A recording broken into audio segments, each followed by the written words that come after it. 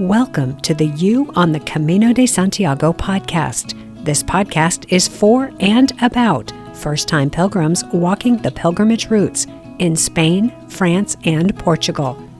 With your host, guide and longtime pilgrim, Nancy Reynolds of the Camino Experience.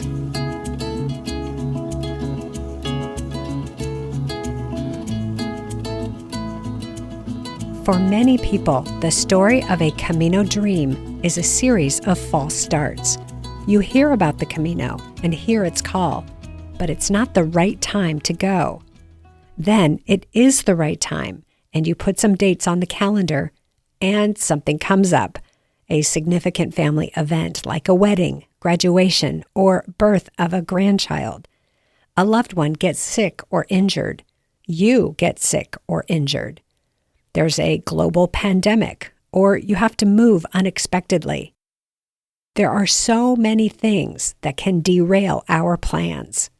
Yet, the Camino stays in our hearts and on our wish list. Hi, this is Nancy, and today I'm talking with a pilgrim whose Camino dream has been brewing for quite a long time. And he's finally going to be taking his first steps on the trail next week. After a series of setbacks, some quite intense, Erik from Colorado has the perfect window to walk the Camino Francés. It's time for him to step away from the noise of everyday life and celebrate how far he has come. When there's a lot of noise in your life, when there is so much going on that you can't imagine getting away to walk the Camino, don't give up. Keep your dream alive. The Camino is calling you for a reason. Saying yes to this dream is a powerful statement. It's a way of showing yourself that your dreams matter and that you mean business. Putting the date on the calendar is the best way I know of to make this thing happen. Set yourself a deadline so you have something to work toward. And let's do this together. If you are sensing that it's time to set aside the noise and get your Camino on the calendar, I would love for you to join me on the trail this September. As this episode releases, I have only 4 spots left in my September 2025 Camino Experience group. It's not too late to put together this pilgrimage for the fall, and I will show you how to do it. Every first-time pilgrim I have ever talked with has a collection of concerns or even fears about walking the Camino. This is a big thing you're considering doing. Huge, actually. Walking the Camino has the potential to bring you back home to who you really are, to heal your deepest hurts, to find and release your highest potential, to prepare you to go after your next dream and the dream after that. Let's do this together. There's a link in the show notes to let me know you're interested in learning more about my September group or jumping in and joining the group. So you can follow the link in the show notes, or you can email me directly at nancy@thecaminoexperience.com. And let's set up a time to chat about your Camino dream and get it on the calendar for September. Whatever is in the way of you walking the Camino, let's shine a light on it. Everything is far less scary in the light. Take this first step today. You have everything to gain in going after your Camino dream. Okay, are we ready to meet Erik? Here we go. Erik, hi. Thanks for joining me on the podcast. It's good to be here. Yeah, I was so intrigued when I got your request to be a guest on the podcast. You've got quite a story. I'm really interested in sharing that and hearing that and having you lay that out for us. Yeah. Everybody's story is different. I'm really interested to hear what twists and turns and what has gotten you to this point, which is to be walking the Camino pretty soon. So how about we start by putting the pin in the map? Will you share with us your plans, when you're going to be walking, what route you'll be walking, and how long you're spending out there? So, of course, I will be starting on March 11th, or at least March 11th is when I leave Denver. Okay. And I fly into Paris. I am going to spend 2 days in Paris because Paris. Right. You don't need to explain that. Yeah. But I think there's a story to that too, but we'll get to that. Yeah. Well, so I'll be spending 2 days in Paris to go to Paris Disney because I'll never be closer. Yeah. So I'll spend 2 days doing that, and then I'm taking the train from Paris to Saint Jean Pied de Port and spending a day there, and then I will walk the Francais. Fabulous. How much time do you have for your trip? I am going to be gone. The last time I looked at my spreadsheet, Mhm. about 50 days. 50 days. That's a good long trip. Yeah, yes, that's including the time in Paris, and then Okay. at time at the end, I'll be going from Santiago to Madrid and spending a day in Madrid, and that will be my ticket home. Okay. Got it. How many days for actual walking? Have you mapped that out? Yes, I am using the Sandy Brown guidebook for uh, my Francais, and it breaks the walk up into 5 sections. So at the end of every section, I will be resting in their 5 big cities. So I'll at the end of every section, Pamplona, Leon, Burgos, and Santiago. So I'll be spending an extra day, Saria, and then I will spend an extra day in that city to give myself a rest day. Okay.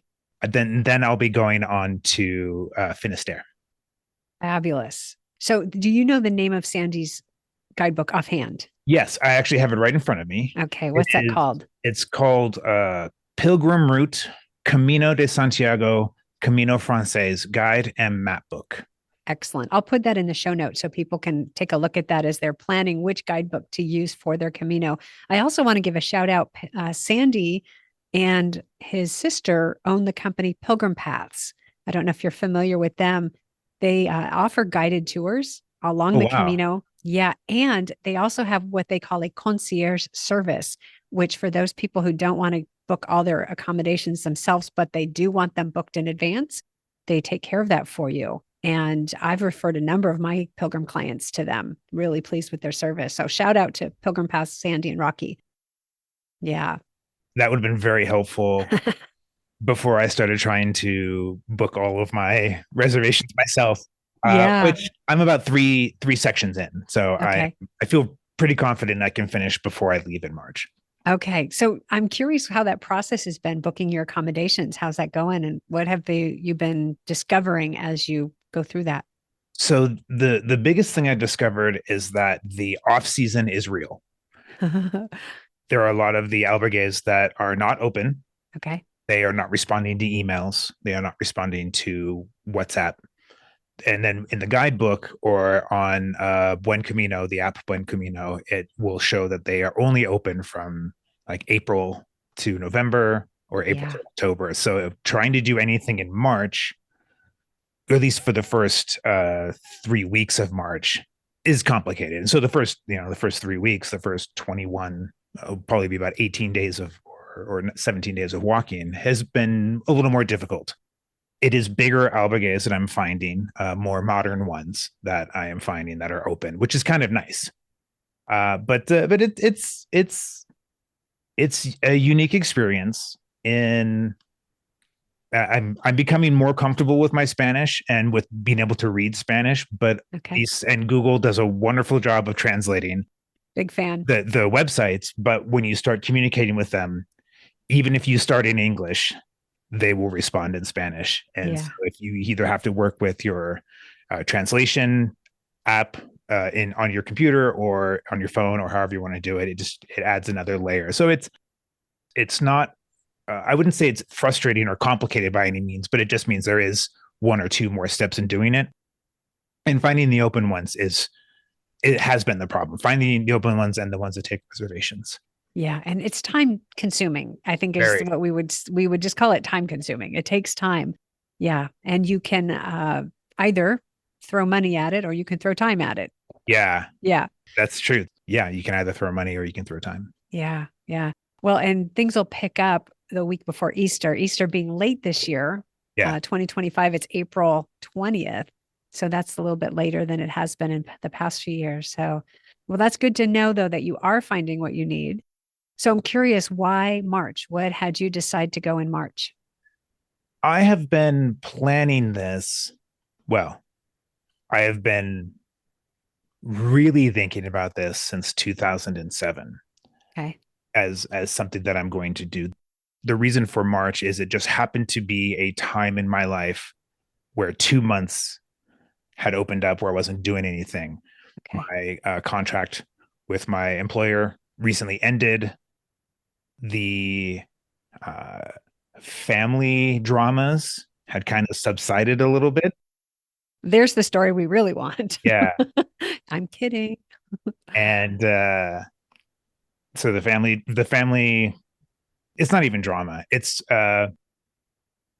what was going on with our families has subsided a little bit. And we have taken a break in our, my wife and I have been trying IVF for about 4 or 5 years now. And we Okay. are between cycles. Okay. We're letting her body recover a little bit from the medication before we try again. It Okay. just so happened that everything, and then my wife's father and the two of us will be taking a trip to their homeland, Thailand, in July or August. So it just Okay. so happened that starting in March, from March, April, May, I happen to have those 3 months Okay. wide open. I'm like, well, Got the window. got the window, and my wife's Yeah. like, you need to do it now. She's really been pushing me for the last couple of years to do it, but then something would happen with work. I would get my dream job, or at least a contract with my dream job. I would get, and they would keep extending it. They extended it 3 times through my tenure with them. So it's like it became like, when I have a new window, I'll do it. But Mm. all of last year, all of 2024, I was reading books, buying the boots. I have my bag. I have a all my little utilities, my power converters and things like that. I've been like slowly acquiring those and slowly Okay. planning the route, setting up the spreadsheet, getting everything ready so that when the time came, I could move a little faster. And it just so happened that a couple It weeks ago, happened.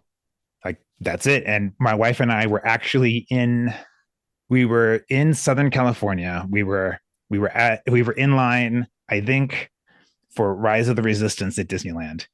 And she said, we have some time. Why don't you just look to see? And so we're standing in Rise of the Resistance has like a 60-minute queue. Pretty popular ride. Pretty popular Yeah. ride. So we go online, we check Google Flights. It's like, oh wow, they're very cheap right now for like this window. And we look at a few other like things that we would need, that I would need. And it's like, oh look, tickets to Paris Disneyland are also cheap right now. Like all this stuff. She's like, well, you should just do it. And so even before we had finished through this queue at this ride, I had purchased my plane ticket. I had reservations at hotels, and I had a train ticket to Santiago, or not Santiago, to St. John. Okay, I am loving this picture of Yeah, you it's Disneyland, yeah, yeah, in Southern California, waiting to ride a ride, booking your trip to Paris to go to Disney in Paris. Because I'm a big Disney fan from way back. I lived in Florida for 10 years and always had the annual pass, and yeah, just crazy Disney fan. And so that picture that I have now of you, I just love this. Like, we're at Disney, we're going to Disney, and we're going to walk the Camino pilgrimage. That's it. That's a perfect rounded plan. ears and everything. We were standing in line. I was wearing a Disney shirt. I had my Disney ears. My wife and I are also big fans. We also have annual passes at both the California and the Florida. Um, it turned out to be very inexpensive to fly to both from Denver. Okay. And we have family in Southern California, so we get to see them when we're there. And then Florida is just kind of we can do a day trip, literally from midnight out of Denver, land at 6 or 7 a.m., go right to the park, spend a few hours at the park, go back to the airport and fly home. Okay. I really understand you're kind of crazy. Yeah. I Yeah. really do. Yeah. Oh, fun. Very fun. And Disneyland Paris, gosh, I was there a long time ago, probably 20 years ago. I would love to go back and experience that again. Yeah, about a decade for me. We were there about a decade ago. Okay. All right. So this plan just came together as if it was already in the cosmic calendar and this is the time for you to go. Yes. Yeah. Okay. All right. Yeah. Fantastic. Okay. So let's take a look then at why. Why are you doing this? You mentioned 2007. There was something going on then, and you've had this sort of on the to-do list for a while. What's calling you to the Camino? We'll go back a little bit further. Okay. And in 1998, a 20-year-old me started developing a pretty significant drug problem. Mm. I became addicted to uh, uppers, to methamphetamine, to cocaine, speed, you know, that kind of thing. And that was an addiction that I held on to for 10 years, and it controlled my life. It Yeah. I learned how to become functional. Never on the street. I always had an apartment. Okay. Always had a job, but it was something that had taken over my life, taken over my bank account. Mm, mm, And in 2007, the summer of 2007, I had heard about this thing where you could walk across Spain, this pilgrimage from the border of France to the Atlantic Ocean through Spain, called the Camino de Santiago. And I knew I knew me. I knew who I was and I knew what I needed to do to stop. mm. But when you're a drug addict, what you know you need to do and what you are physically able to do or mentally capable of doing are worlds apart. So Yeah. even though I wanted to stop every day of my life from about 2006 to 2008, like the idea is like, well, if I join the military, I'll have to quit. Or if I can be away from the people long enough. I even moved to Utah to try and get away from it in 2000. And the first person that I met at a gas station in Utah was a drug dealer. Holy smokes. Yeah. So that Wow. and so that was going to be my thing. My job had moved to Utah. Like, I'll move with my job. I'll go somewhere where I can't possibly find drugs. And lo and behold, the very first person that my friends and I meet on the way down there is a drug dealer, and it never recovered. It's almost as if they found you. It really, it wouldn't surprise me if that Yeah. was the way the universe was working at that time. So in 2007, I believe early 2000 or mid 2007, I had learned of the Camino, and I thought, well, there's no way that if I go to Spain, if I go to Europe, that could possibly follow me there, and then I Mm. have as long as it takes for me to get from from at the time it was Paris. It would, like, for me, the Camino started in Paris.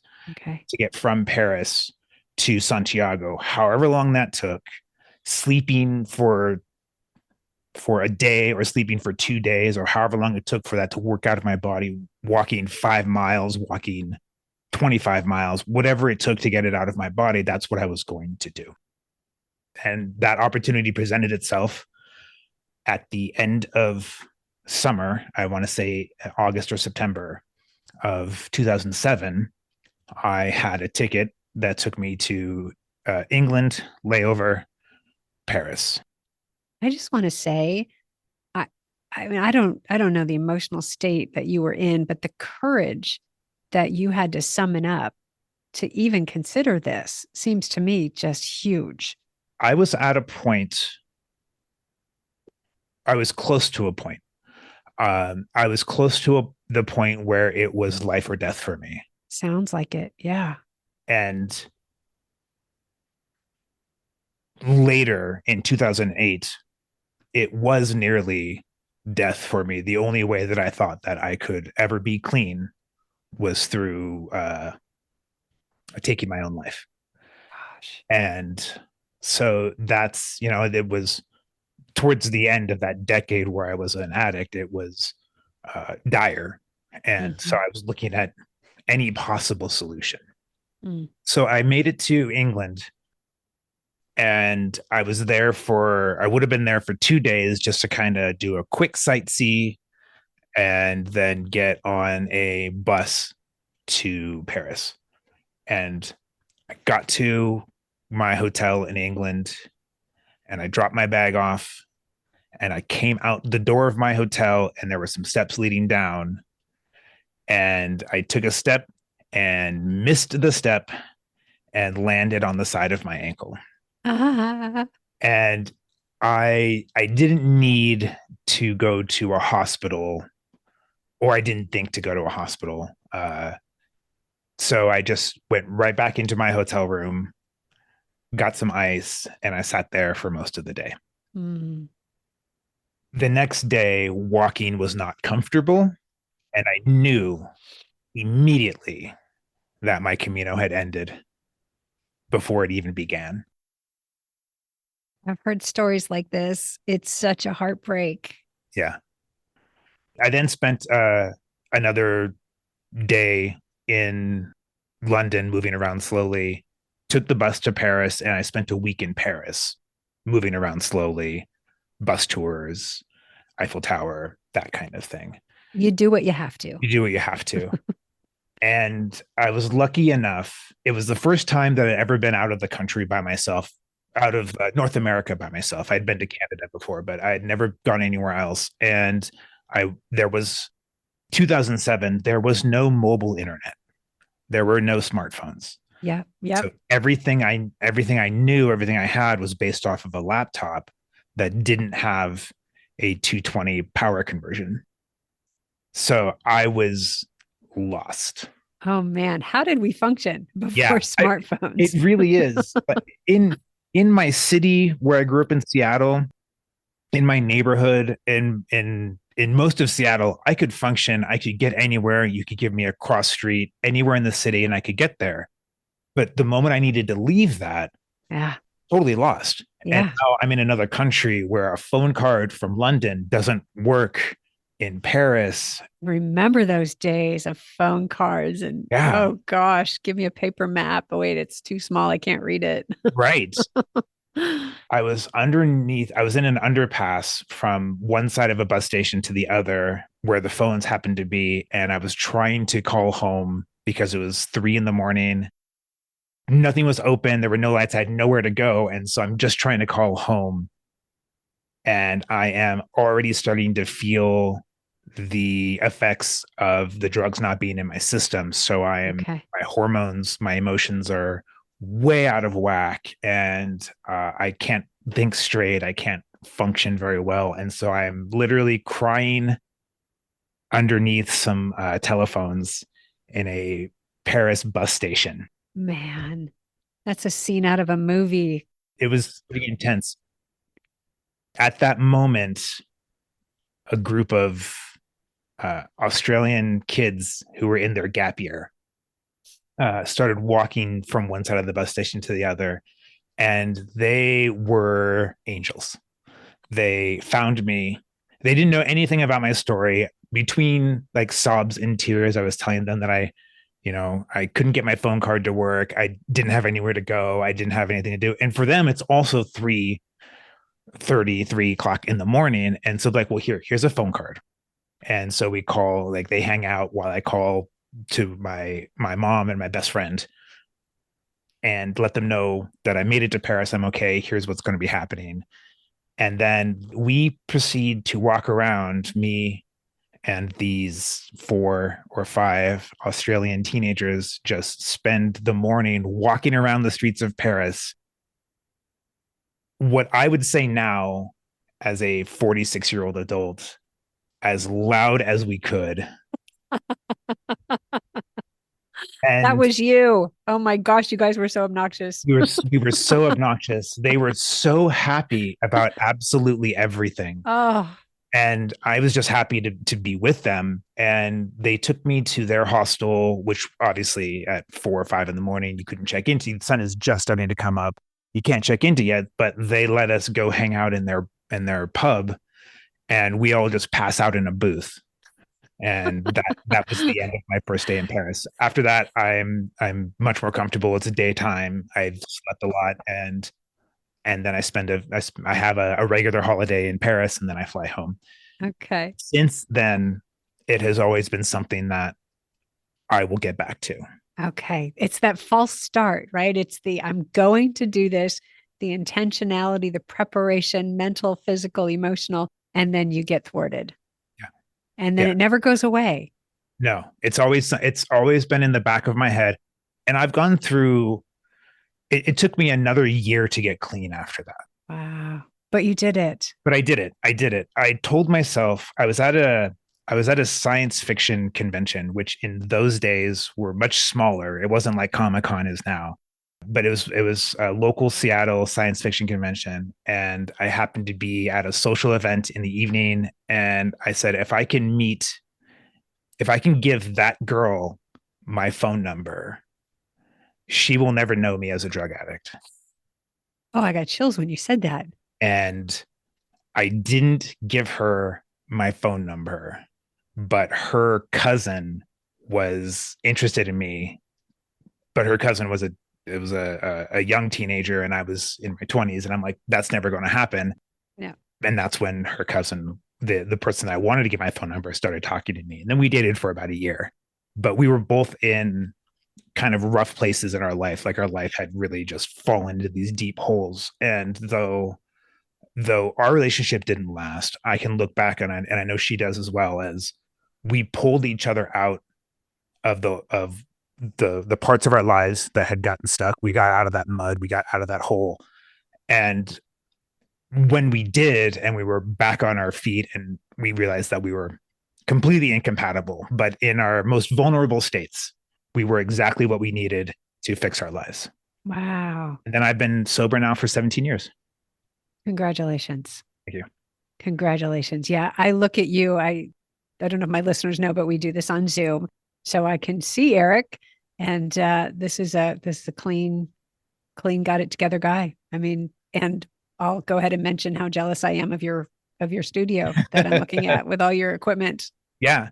That was, I mean, that was one of the goals. The goals was go back to school and graduate and do what I want to do. I guess I would be remiss if I didn't also mention. So I met this person, and we started dating, and then 1 month later, my house burned down. Oh my gosh. And I lost everything except for a guitar and the clothes that I was wearing.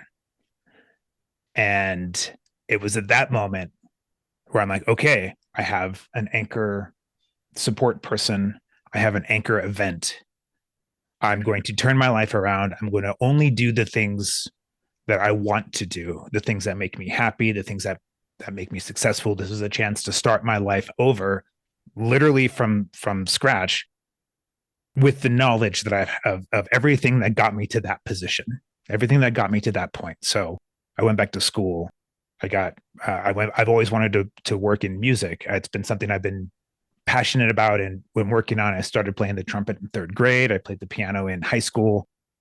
It was something I always wanted to do. So I went back to school for music, and I realized I was a terrible musician, but I was very good at making other people sound good. So okay. I went into post-production and recording arts. And that's where I am now. Yeah. That's such an inspiring story. The way that you described it, there's that pivotal event where you have a choice to make. And you made such a good choice. So how did you do that? What was it that drove you to choose that direction instead of really just flipping off the world and saying, I don't care anymore? I could look at who I was. I could look at what I was doing, the way I was behaving, the way I was acting, and it really wasn't me. It was the drugs. So I knew this isn't who I wanted to be. Okay. And before I even understood it, before I went through my personal recovery, before I went through understanding, having a better understanding of that, of what I was going through, it was the drugs that were keeping me from being who I wanted to be. Okay. So the desire to do the drugs, the desire to have those or get them in any way you can, or it's a gray area, but it was impossible to stop. I could go for a day or maybe two, but after that, the cravings were so much that they took over my life. Yeah. They made it impossible. And so the only way I could do it, and this person that I met, I said that she will never know me as an addict. And then I told her on our second date that I'm currently in recovery, and uh, this is what I'm doing. This is how I'm getting better. And she was all on board with that and be like, and it was, thank you for telling me. I can kind of tell that something is going on with you. There is definitely something. These weren't the words that she used, but it's the way I remember, is like, there's something weird about your body right now. And except for the fact that I slept through probably the first week of our relationship, where we were texting each other. She lived a town over, so took a little time to get to each other, 20-30 minutes by freeway. But we were texting each other, and that's kind of how we kept in contact. But I would sleep for 4 hours, and then I would text her a couple messages, and I'd sleep for 4 more hours, and it was just keeping myself uh you know connected to her and letting my body go through what I needed to go through to push out. Clean it out.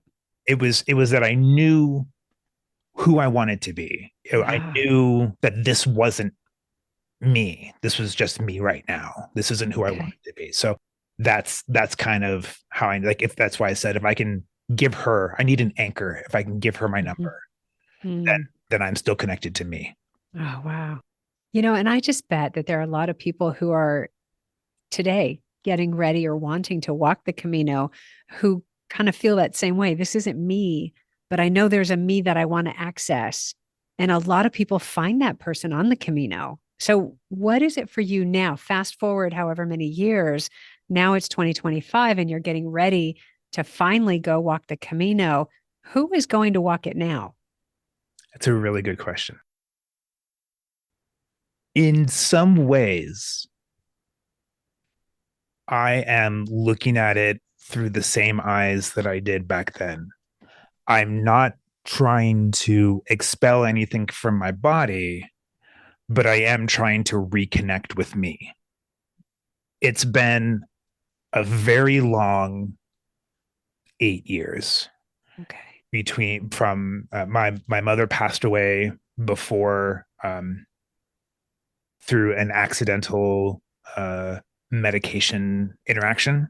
Oh, So truly before it was her time. I'm so sorry. And that sent my father into a pretty significant depression, for which he lived in Seattle and I lived in Denver. So I had only a little bit of contact with him, text messages, emails, funny memes, things like that. In 2020, in May 2020, he ended up in the hospital because of a diabetic reaction. His body was going through a diabetic reaction. He had a wound on his foot that wasn't healing, and it was getting bigger. Ah, And when a family member ends up in the hospital, I am on the first plane to wherever they are.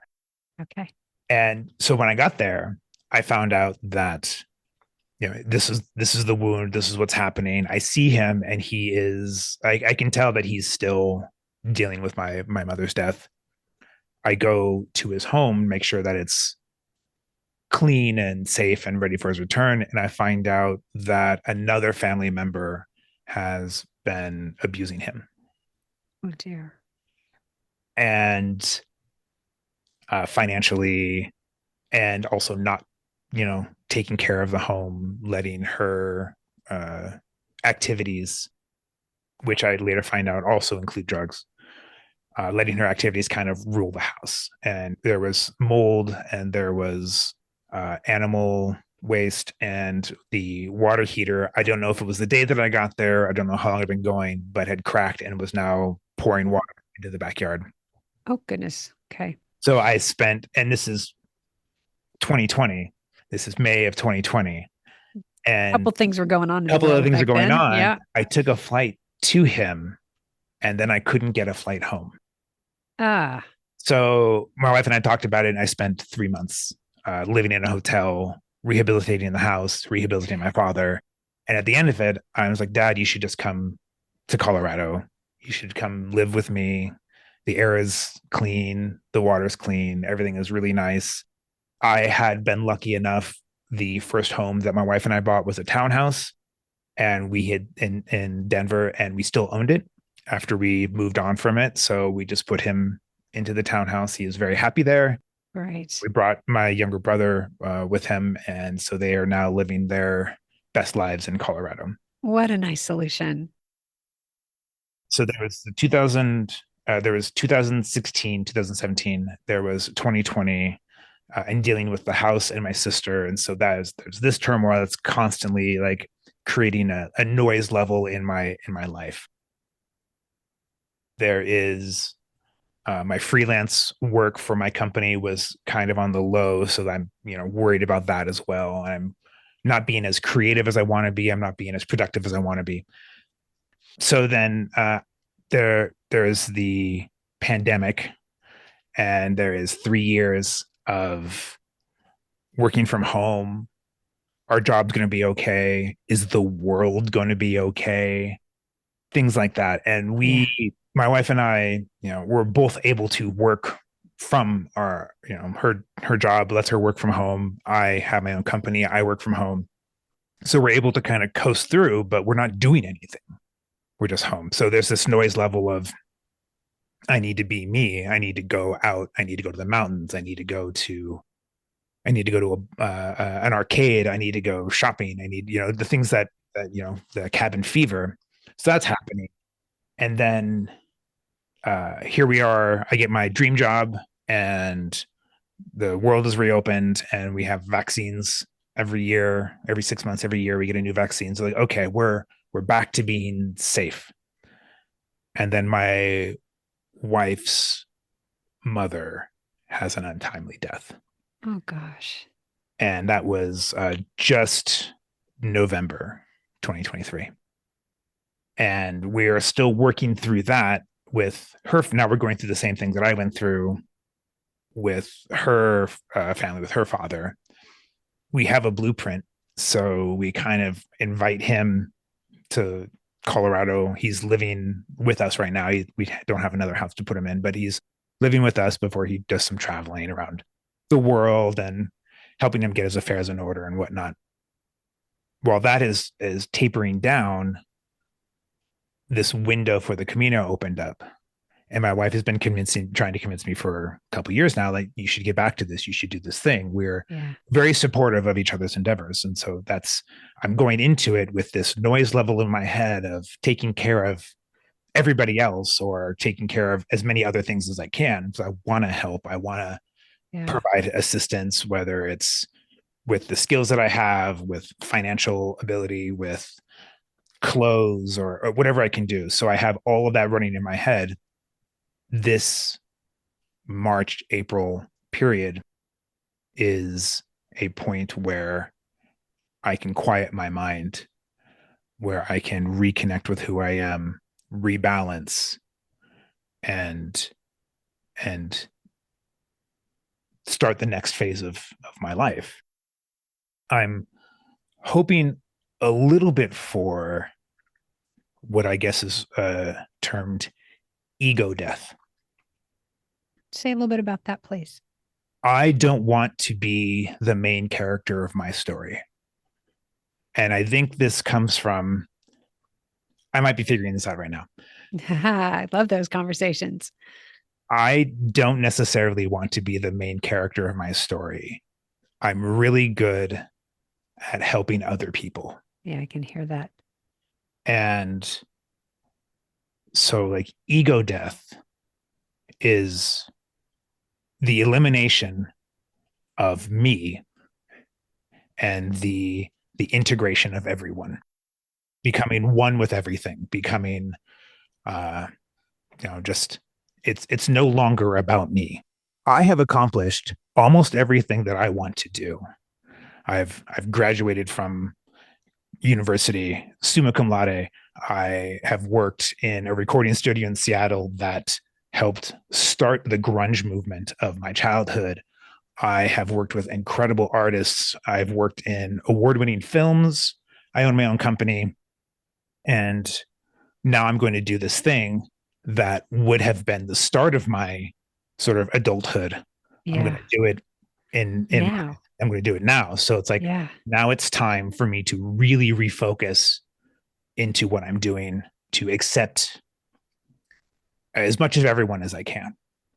And Oh, being on the Camino with 150 other people, with 200, 300, however many people are in the albergues that I'm in, or in the restaurants that I'm in, or on the path the same time that I'm on it. Like, it's all very important. It's all part of the world.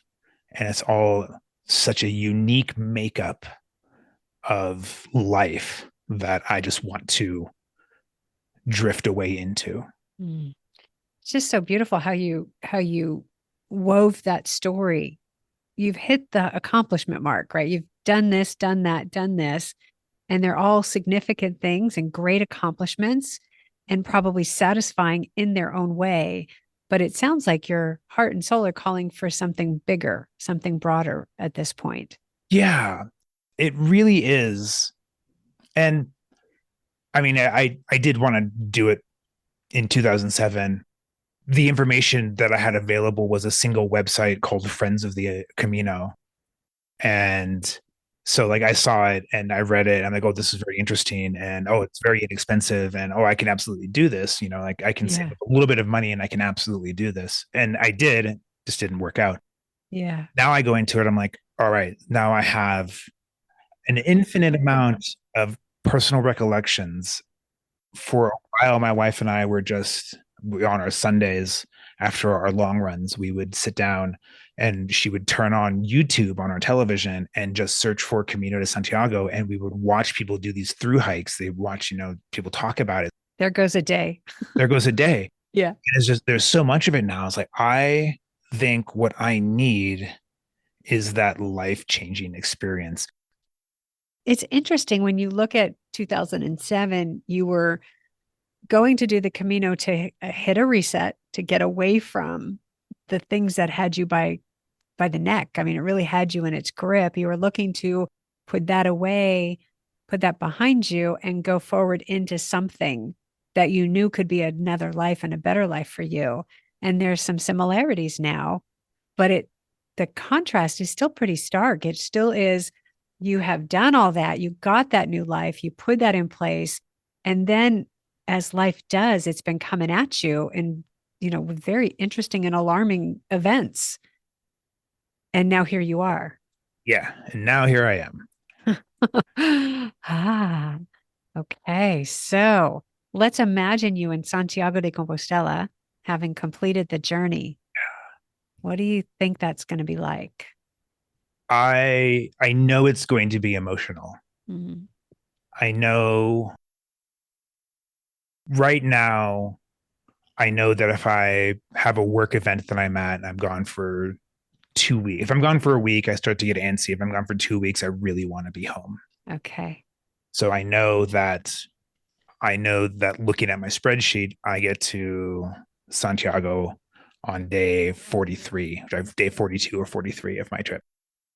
And I recognize I'm very lucky to have that kind of time to be Yeah. able to do this. So I know that getting there, stopping in the plaza in front of the cathedral, getting Yeah. finding someone to take a photo of me, not trying to do a jump photo because my legs are probably going to be a little upset at me. I always wonder how people can do that after walking the Camino because the landing is going to hurt like crazy. It's not getting up. It's coming back down. It's the landing. Yeah. So I'll get my photo and then I'll probably I know that I'll be arriving in the midday to late day. So I will definitely not be getting my my Compostela that day. Okay. I'll stay, and then the next morning I will go and get my certificate, and then I will leave just as quickly as I got there, as I head towards the coast, as I head towards Finisterre. And once I do that, I know once I get to there, I'll be coming back to Santiago for another day there before I head to Madrid. But I I really have I just know that I'm going to be amazed Mm. at what I've just done. Probably one of the hardest things I'll ever do.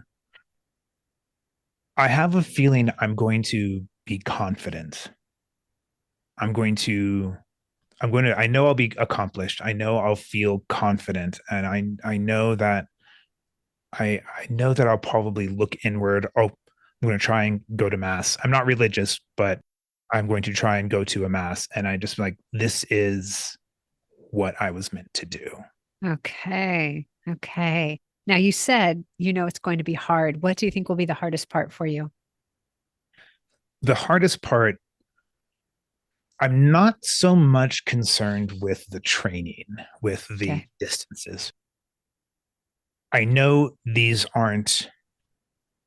don't equate to each other, but I ran in the university. I was on a college cross country team.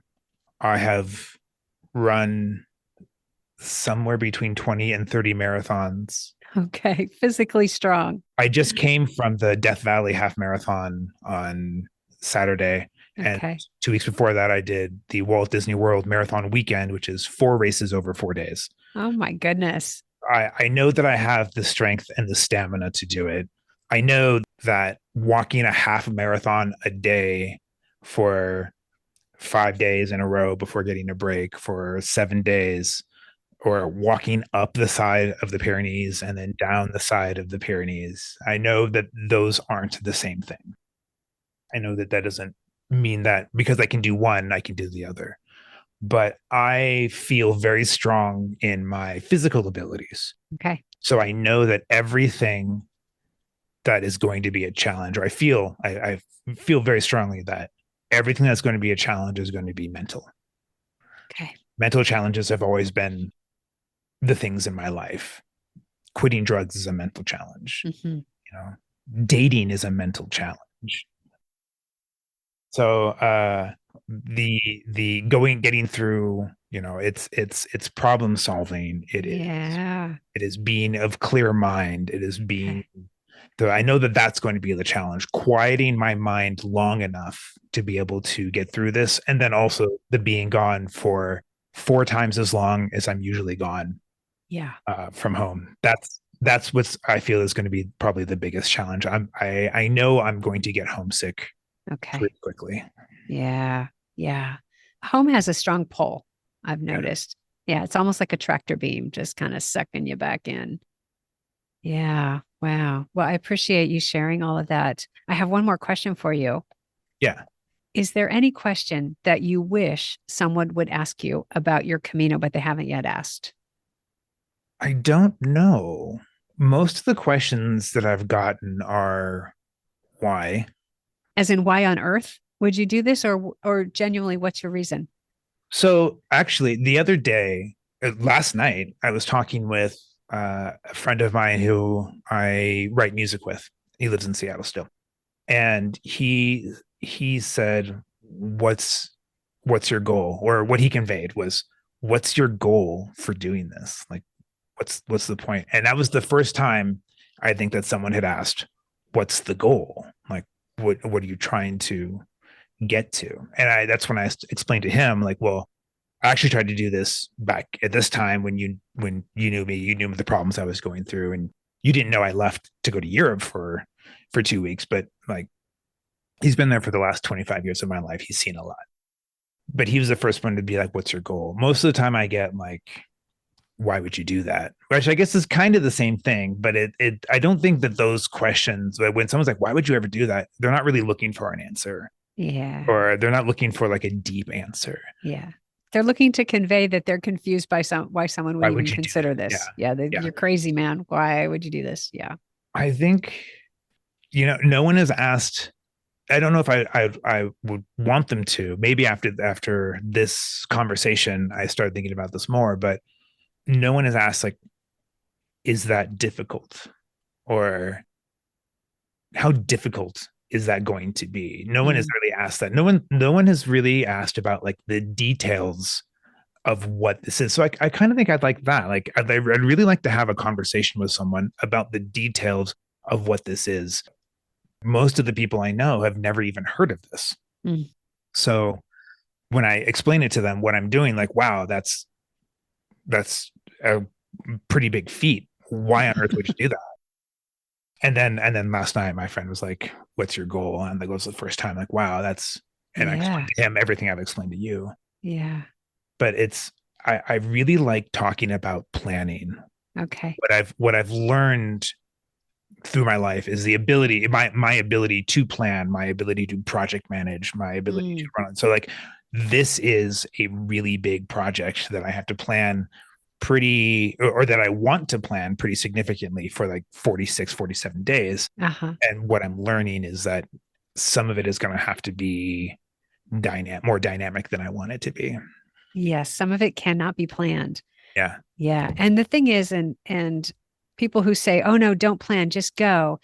What I think maybe they don't realize is it's going to be a mystery tour no matter what. No matter how much you plan, you have no idea what you're walking into and walking through. So I've taken a lot of that. I posted to my threads when I bought the ticket to Paris. I posted to my threads which I think I had like 10 followers. It wasn't a big thing. It's just like, I bought my ticket to Paris. I'm doing the Camino. And I think I got 100 new followers from just like the hashtag from that, and people who are like, oh, this is great. This is that. This is this. And what I've learned, I'm going to say from your podcast, because it's really the only one that I listen to about the Camino. Okay. It is your Camino. Yeah. It's my Camino. Yeah. There are people who are saying, oh, you should get walking poles, or you should wear track shoes, or not, you should wear trail shoes, or make sure you're bringing this, or make sure you're bringing that. I posted in there that I was going to be, on my second post about it, and I've been kind of doing one every few days as I prep. I said that I'm going to be going to Disneyland for a couple of days while I'm there. And somebody responded, I don't know if it was a man or woman, somebody responded, it's not a long stroll. And where they were seemingly something about, it's not a long stroll. You shouldn't be on your legs, and don't go to Disney. There's been like really negative about it. And then a couple of days later, someone responded to that and said, you should wear Mickey ears in every photo that you take on the Camino just for that person. And it was the same thing. Like I read it, I'm like, I don't like being negative on social media. Yeah. So much there already. So I kind of just let it go. But the big thing is that I take from it, and that I think a lot of the Camino community, or what I've read from Camino influencers, is it's your Camino. And I got that specifically from you. And it's your Camino, and the way that you do it is going to be unique to me. The way that I do it, the way that I want to do it. Listening to your episodes, like, do you want to plan every stage out? Do that. Do you want to just go? Do that. Yeah. There are some fundamentals, like bring a couple days of clothes and make sure you have a toothbrush. And you probably want, the first season of your podcast where you're like, here's kind of the budget. Here's like anywhere from like $20 or €20 a day to €100 a day, however you're going to do it. So I'm like, I've saved up what I believe is more than enough money so that I can do this however I want to do it. And I know that there's going to be that kind of freedom. So It's my Camino, it's your Camino. And so I think that's sort of the biggest takeaway from it. And so whatever people say, whatever people want to suggest, like, I'm, glad that worked for you. This is what I'm going to do. Fantastic. Fantastic. Well, I want to send you off with the best wishes for the Camino that you have been longing for, because you've been longing for this for a while. Yeah. All right. Well, best wishes for Thank your you. journey. Yeah. Thanks so much, Erik, for coming on the podcast and sharing your story. It really is compelling. And I think you're going to inspire some people to really shift from that is not the way I want to live my life anymore. I'm going to go live my life differently. Really. Thank you. It's a hard step to take, but Yeah. if you can see it, you can get there. Yeah. And you said one thing that was so poignant. You had an anchor. We don't do this alone. We do this with the support and help and guidance from other people. Yeah, in community. Yeah. Absolutely. And that is a big part of the Camino. You Hmm. have your other pilgrims, you have the albergues, you have all the friends of the Camino along the way. Yeah. Yeah. You want to know how to get up that big mountain? Together. That's how we get up and over that big mountain. Yeah. All right, Erik, thank you so much. I really appreciate you spending the time with me. Thank you.